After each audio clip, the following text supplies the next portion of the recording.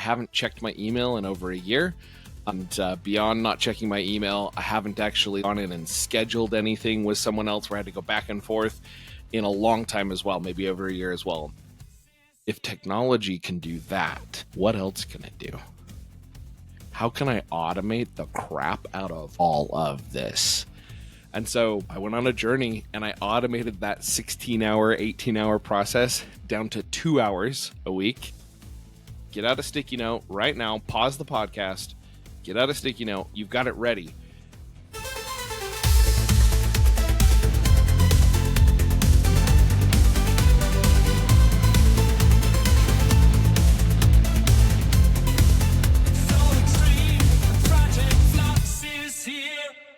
Hi everyone and welcome back to the Project Flux podcast. Today we are delighted to have William Christensen, the founder of dataautomation.com. William, thank you so much for coming on the show. I know we've tried for quite some time to make this date work, so it really is a pleasure to have you on. It is a pleasure to be here. My schedule tends to get a little crazy. I mean, just to give you an idea from a delegation perspective, I haven't checked my email in over a year. And beyond not checking my email, I haven't actually gone in and scheduled anything with someone else where I had to go back and forth in a long time as well, maybe over a year as well. And so that's just not something I have to spend time on anymore. I've done a lot in the delegation area there, and they've helped me kind of coordinate that. Well, we're going to come on to some of your hacks for delegations shortly, and I really want to find out how that goes when you just don't answer your emails. But before that, just to give the listeners a sense for your company and who you are, you've obviously built quite a few businesses around automation and data is obviously intertwined now with AI and what's going on. But going straight back, what first got you interested in these areas? What was the kind of light bulb with it?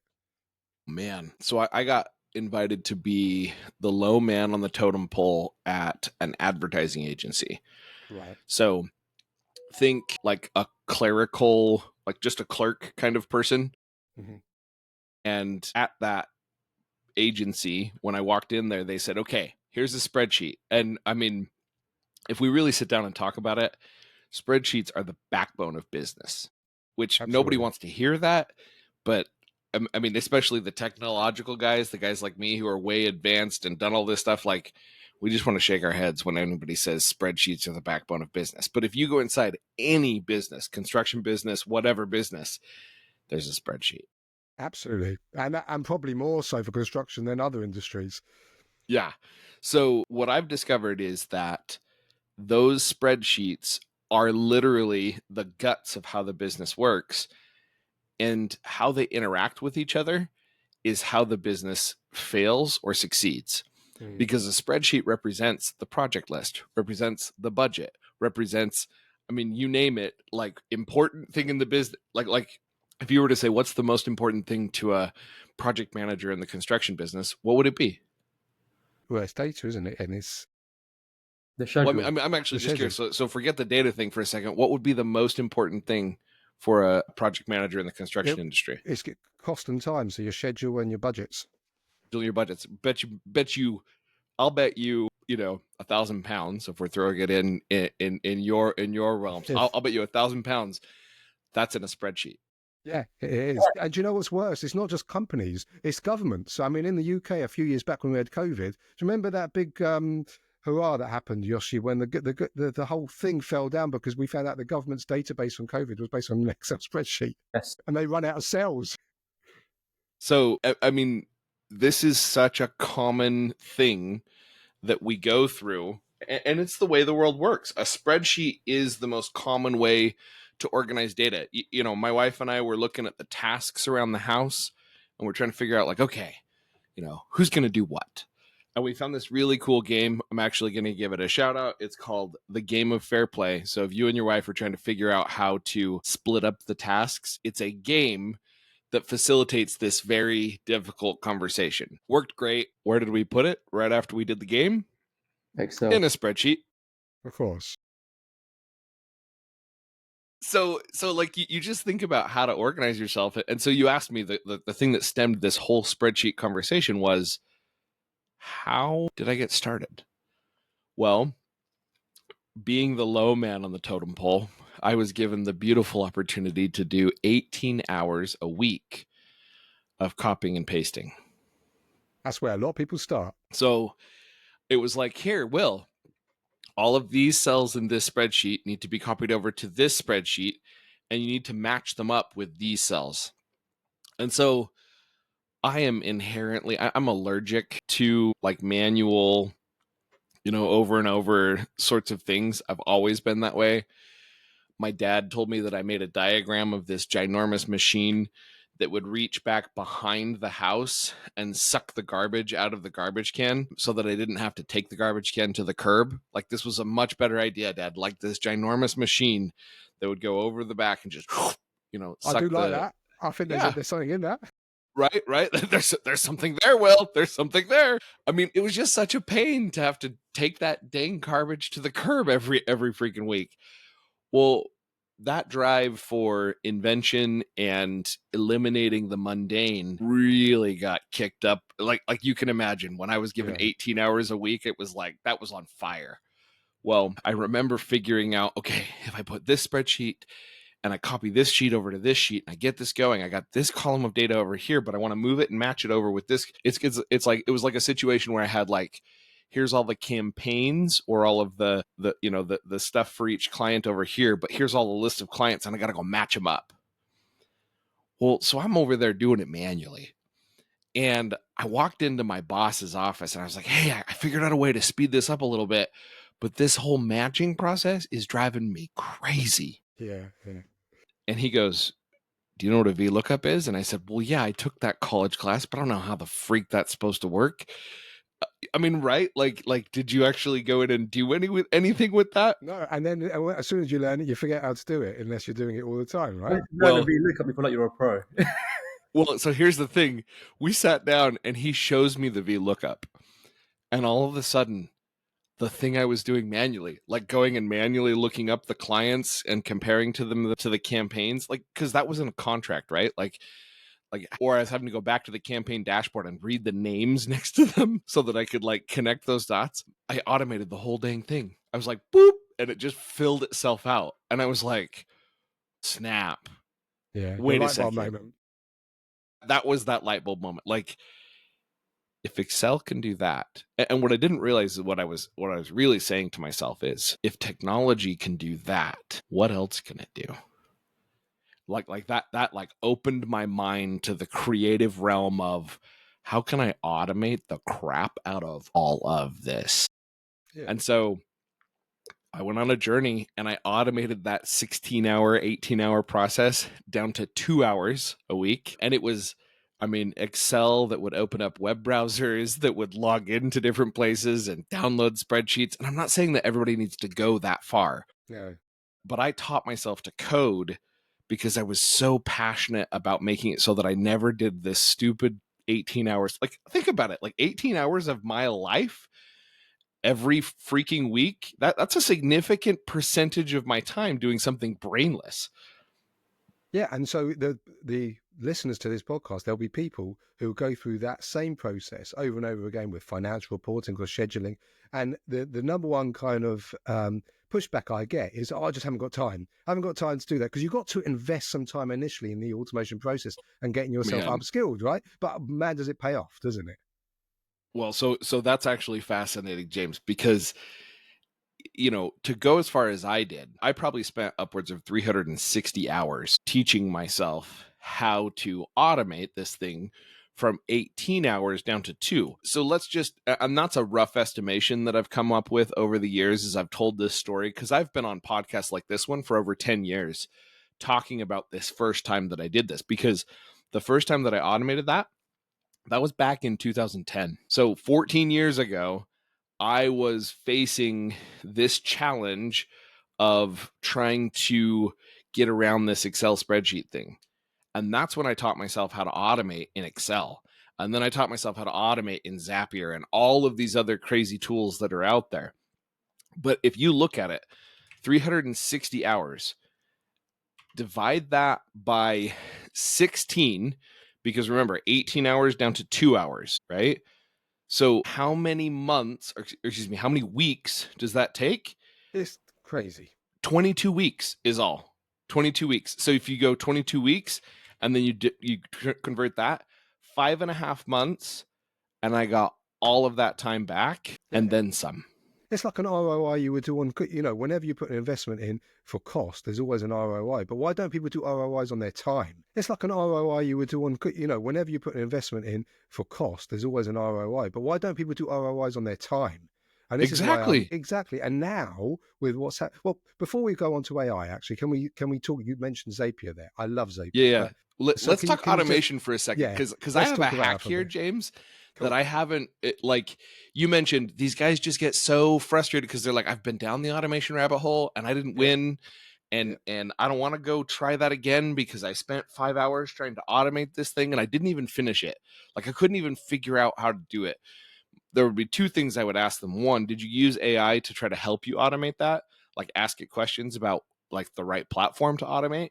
And you probably didn't, because you probably tried it 2 or 3 years ago when automation was a buzzword, or 5 years ago when automation was a buzzword, but there was no AI that was really juicy and helping.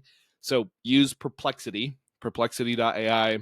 Yeah, we're big fans of Perplexity here. My gosh, go in and say, I'm currently copying these cells to these cells. And you can even take some screenshots of some dummy data and slap that into Perplexity and say, how should I automate this?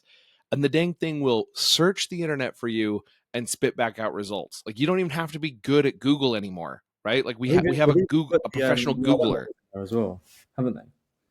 Say that one more time. Again. They've even put the R1 reasoning model from DeepSeek in it so it can reason with Perplexity. So like it's unreal levels of amazing what that wrapper, everybody gives wrappers a hard time when we talk about AI, but like that wrapper is way better than anything else I've seen out there in terms of performing this function of search and analysis. So that's one thing I would say. The second hack I would give there is what I call 15-1-1-5. So if you're listening to this podcast and you're thinking about, oh man, I'm gonna, maybe I'll try this again, or no, I'm not doing the automation thing. Will, I've tried it a billion times. It didn't work. I'm just frustrated. I'm gonna just keep copying and pasting these dang Excel cells from here to there because, trying to automate it, I don't have time for that. I don't have time for that. 15-1-1-5. Get out a sticky note right now. Pause the podcast. Get out a sticky note. Write 15-1-1-5 across the top of that sticky note. And what I want you to do, so now that you've unpaused the podcast and you've got that sticky note, you've got it ready. 15-1-1-5. 15 minutes a day, an hour a week, or an hour a month. That's your threshold. If the thing you're looking to automate, what I found the shiniest thing for people to automate is the thing that's happening most often. And I've also found that thing that's happening most often is like 30 seconds each time it happens, and it's only happening 20 times in a week. So if it's 30 seconds and it's 20 times in a week, that's only 10 minutes, guys. It's just not worth it. It's not worth it.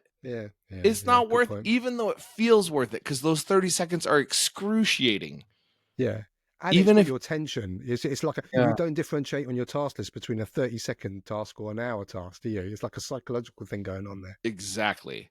And so 15 minutes a day, an hour a week, or an hour a month.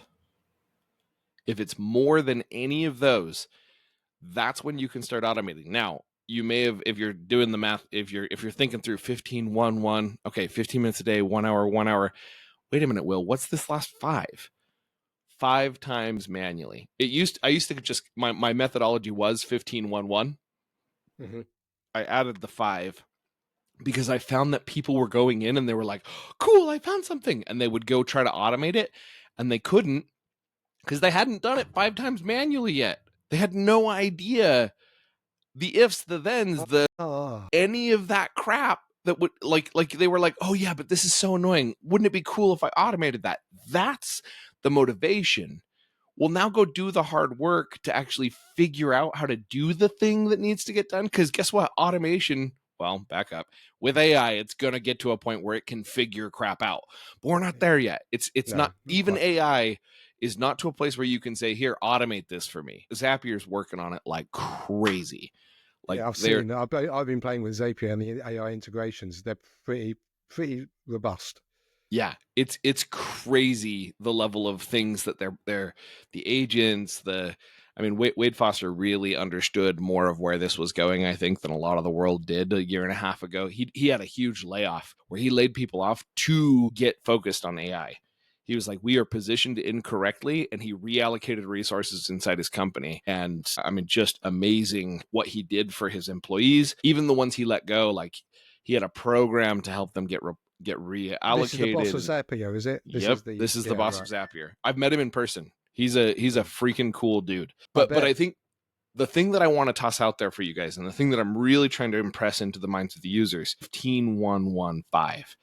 If you get out that sticky note and you start writing down those things, so let's say it was like copy budgets into budget spreadsheet. That's one of my tasks.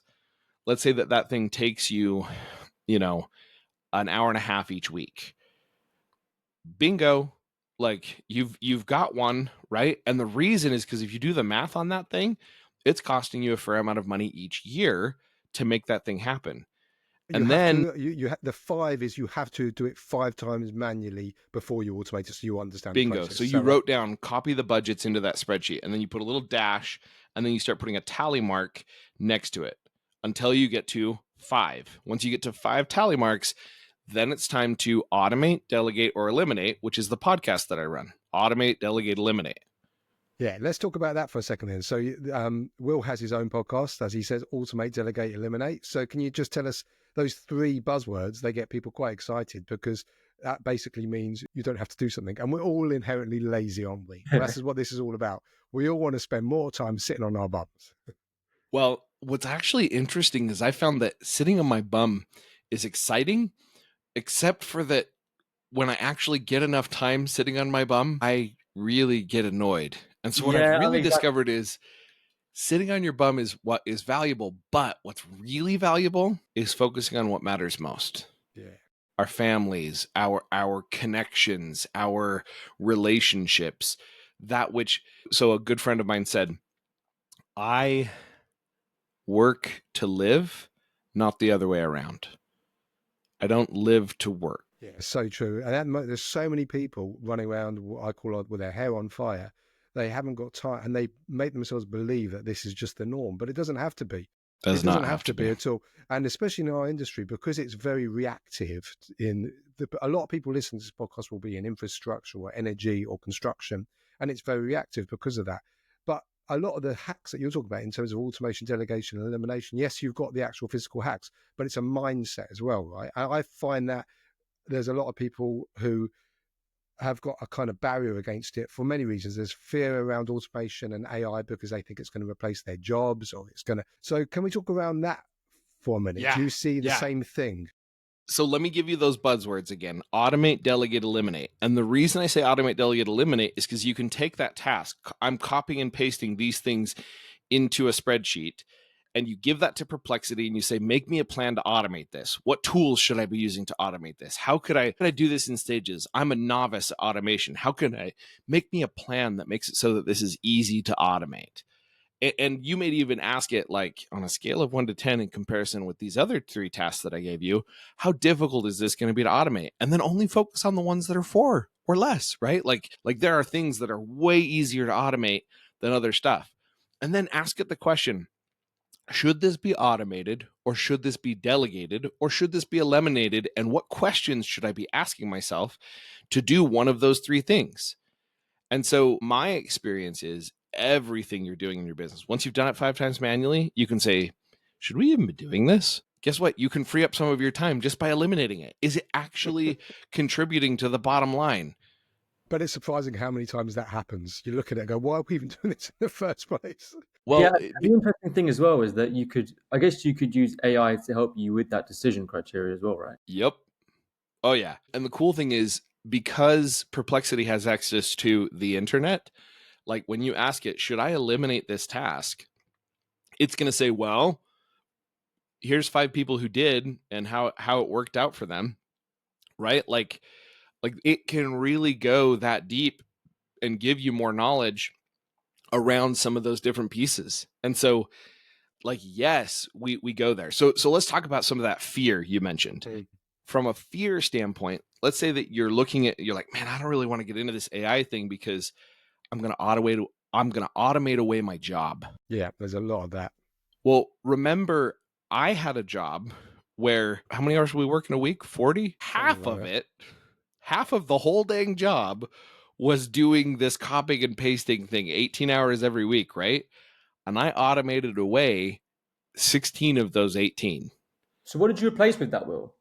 Man, I actually became the media director. I was the low man on the totem pole, and I rose my way to the top to being the high man on the totem pole for my department. And the way I did that was by eliminating tasks that were no longer necessary and automating the crap out of tasks that needed to get taken care of.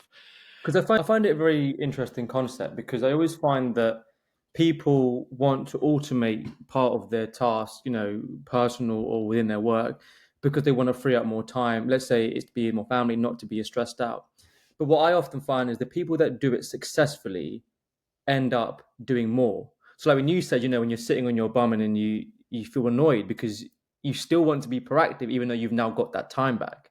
So It's it high valued stuff, though, isn't it? becomes a bit like a paradox. Yeah. So it's then, I guess, the message then is helping people to find out what that higher value activity is, which is really hard to nail down. So I would recommend a book called 10x is easier than 2x. Yes, I've heard of that one, but I haven't read it yet. A few people have recommended that. James, I challenge you to go buy it right now. Right. Like That sticky not note's even coming back out again.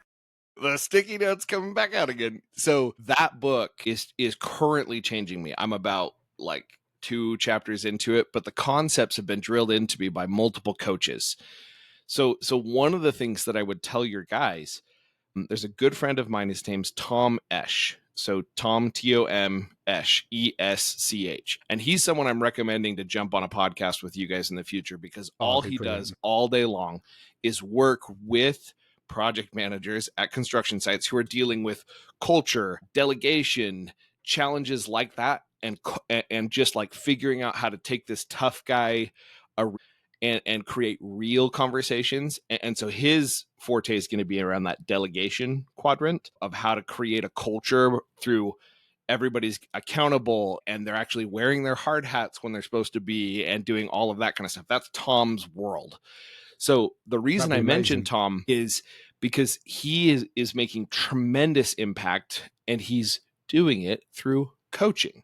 So I mentioned this book, right? Like, and this book has changed my life. 10x is easier than 2x. The reason that I found this book is because 2 really smart guys, Ben Hardy and Dan Sullivan, they co-authored this book. And these are like, Strategic Coach is the foremost coach in the world for entrepreneurs, like creating new stuff. And Ben Hardy has done amazing things in the world of psychology, figuring out how Michelangelo became like the legend he is in terms of painting the Sistine Chapel and carving the David and some of these masterpieces that literally changed the course of history. He did that by focusing on text. Well, remember, I haven't read that whole book. So how did I get there? What hack did I use to understand a little more of that? I delegated some of my learning to a coach. Yeah. And in hiring a coach, I was able to accelerate my learning to go faster, and learn more without even reading the book, so that I could sift through the thousands of books I'm getting recommended to the ones that actually make the most difference. Because my coaches were saying, here's the 3 principles I see from this book that apply to you. And after I asked them, like, wait, these principles really worked for me. Where did that come from? And they're like, I already told you, it's from the book 10x is easier than 2x. So I was like, oh, cool, I'm going to go read that. So if you're considering this idea of delegation, or you have a lack of accountability or a safety problem inside your org, I highly recommend a coach like Tom Esch, who is going out there every day and creating this space where you understand the best place to plant those delegation seeds. So cool. And I suppose even for you, there's nothing better than someone human, but your coach could be AI as well. We had a guest on a few weeks ago who talked about you can actually create a board of advisors using AI who you can consult with about all these things. So the barrier to entry with these things, whereas before you have to be able to afford a coach, if you can't afford a coach, use AI, right? You should start first.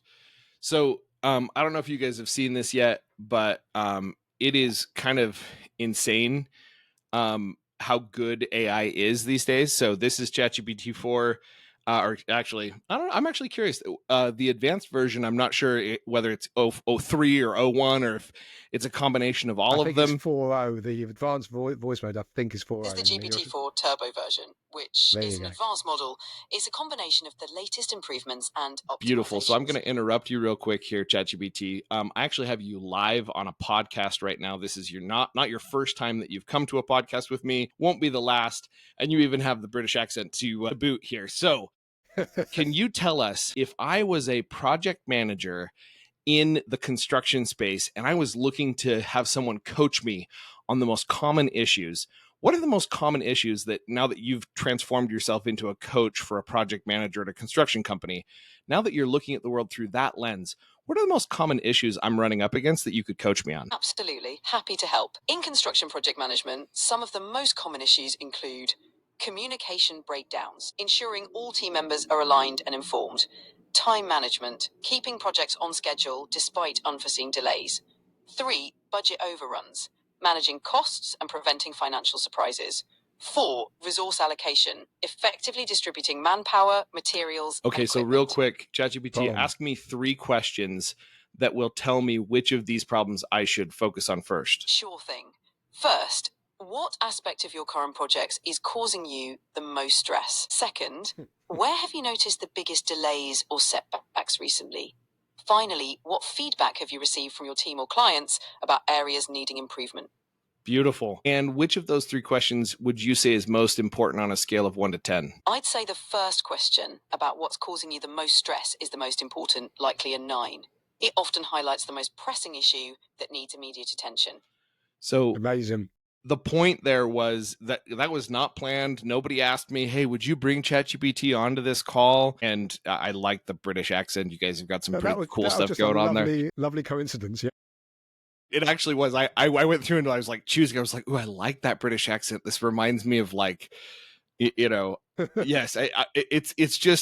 It's just I'm feeling really solid having a very sophisticated British woman in my back pocket who's helping me connect these different dots, and so it's honestly a nod to the sophistication and amazingness of your accent from that perspective. But the thing that I want to really dig into there is, without any scripting, if those questions resonated to you, you're not wrong. You should go ask the chat GPT. By the way, that's $20 a month.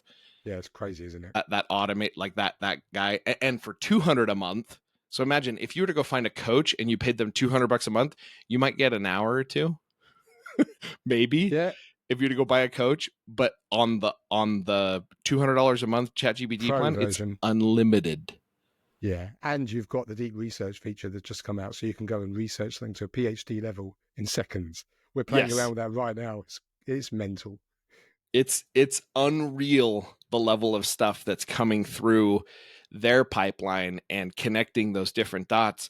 I mean, at its core, guys, the real thing we've got to work on, the real thing we've got to understand, the real thing we've got to connect is what to automate, delegate, and eliminate. So I go back to 15115, right? Do the 15115, do it 5 times manually, and then go dig into an AI coach, and then go a step farther. I actually have found that I can't replace my human coaches completely with AI coaches. You'll get to a place where you need to find somebody who's done it before. Yeah. So Tom Esch has done it before. Like City of Omaha, he reduced the safety problem they had by like 70%. So find somebody who tells a story about how well they did and connected those different dots, and then hire them as a coach to get you from here to there. Brilliant And so advice. coaching has been unreal for me. And just on that, then, Will, because you've touched on automation, delegation, you've mentioned a few mentors that you can turn to, but then you've also turned to the notion that AI can support you as and when you need it. And I know in one of your podcasts, I think you've touched on fractional leadership, and it'll be interesting to just get your viewpoint around fractional leadership, especially in the context of project management, even because in delivering projects, you have so many things you need to deliver. And if you can just delegate to a fractional leader or a fractional member of your team that you can just pull on, which could be AI, could be extremely useful. But can you just speak to that a bit more? Absolutely. So it's actually interesting that you talk about fractionals, because I am actually the co-founder of a group of 13,000 fractionals. We basically own a free community called Fractionals United. So if you're a fractional and you're looking for community, come to fractionalsunited.com, apply to come to part of the program. Every single person who's there is a fractional leader. They've been leading teams of people to connect those dots. There's a spot on that What is a website. fractional leader? Just for the listeners who have got no idea what a fractional So, leader so is. we're going to go right there. So Okay, cool. there's a spot on fractionalsunited.com where you can do what's called a posting into the group, and it's free. It doesn't cost you anything to do a post into fractionalsunited.com. And what you get by getting that post pushed into fractionalsunited.com is you get the eyeballs of 13,000 people who are fractional leaders. They have done things like this before. And you can say, I'm looking for someone who can help me with X, Y, or Z inside my organization. Or here's the main problem I'm facing, and I'm wondering if a fractional leader might be able to solve that for me. Now, a fractional leader is an individual who joins the team fractionally. So think of, if you're a small, and describe real quick for me, what would the size of the different organizations, the most common size of the organizations that we're talking about here? That's interesting, because we could go from a one-man band all the way to multinational companies. Like the company that we work for is a multinational company. So it really has the whole breadth.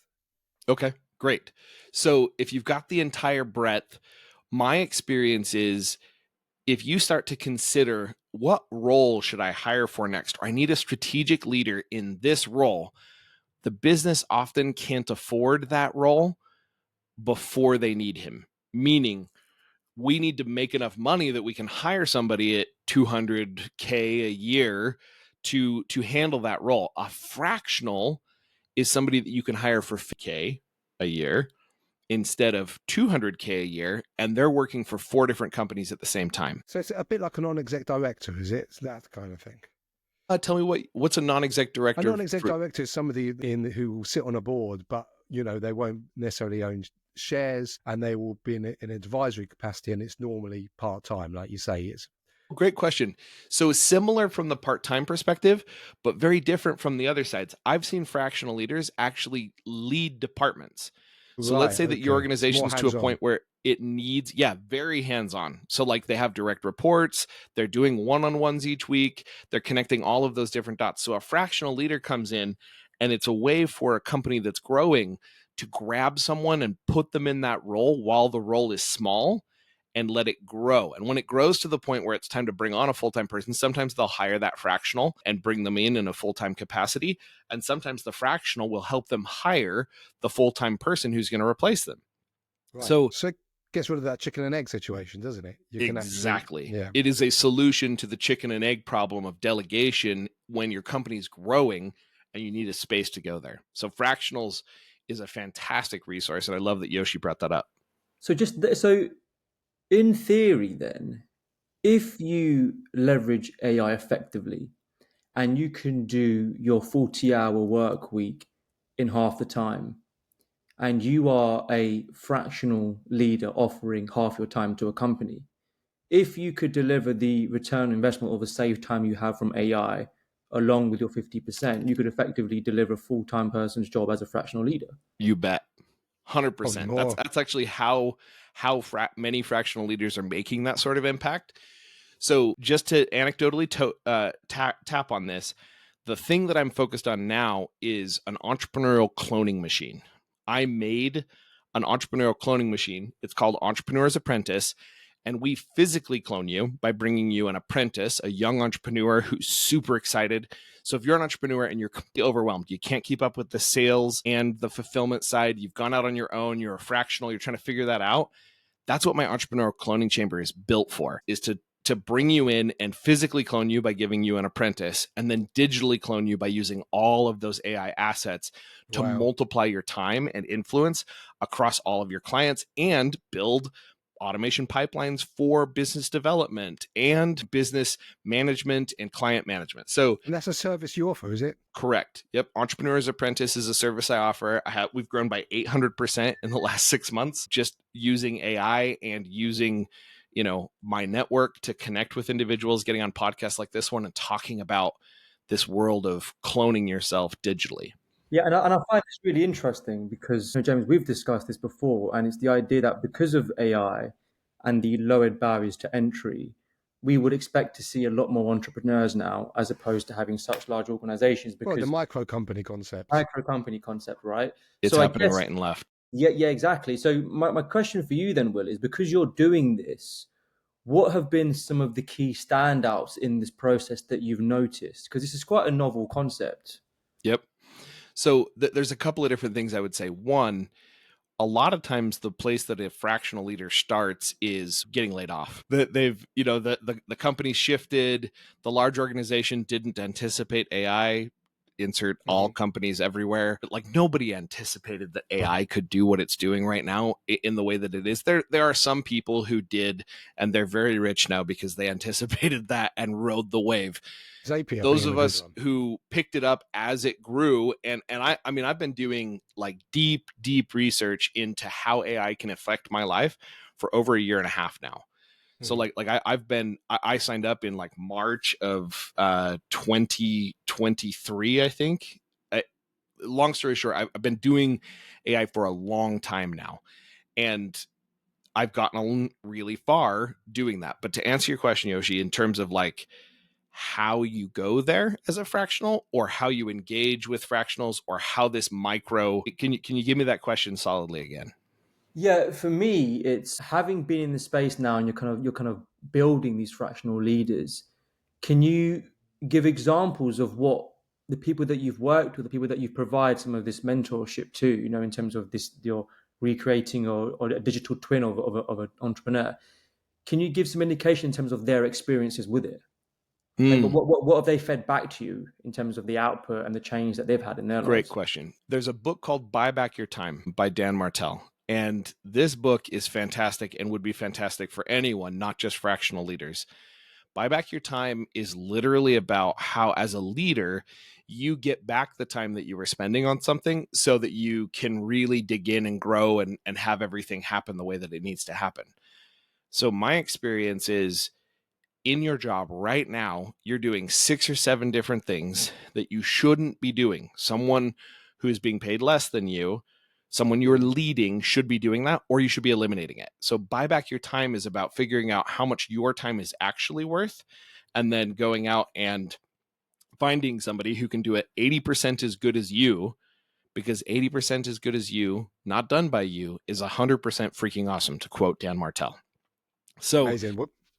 you've got to let go. That's probably the biggest thing that I would say to people is you're going through that journey and you're trying to find the digital twin. You're trying to create a physical twin by hiring a VA.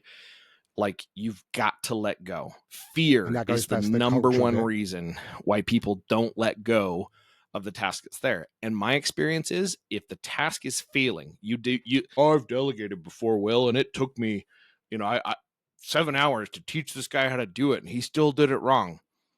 Was that his fault or was that the teacher's fault? Well, I get so many times I'm sure you've heard this. Well, I tried to delegate it, but it took longer. In the end, it's just quicker for me to do it myself. Oh Yeah. my gosh, that is the most common excuse I get. And my favorite thing to tell people when they say that, it was just quicker to do myself. You say, well, back up. So if it took you 6 hours to train someone to do that task, and that task comes up and it only takes 3 hours to do, and now someone else is doing it and it's happening monthly, Yeah. you're wrong on month 2. Yeah, exactly.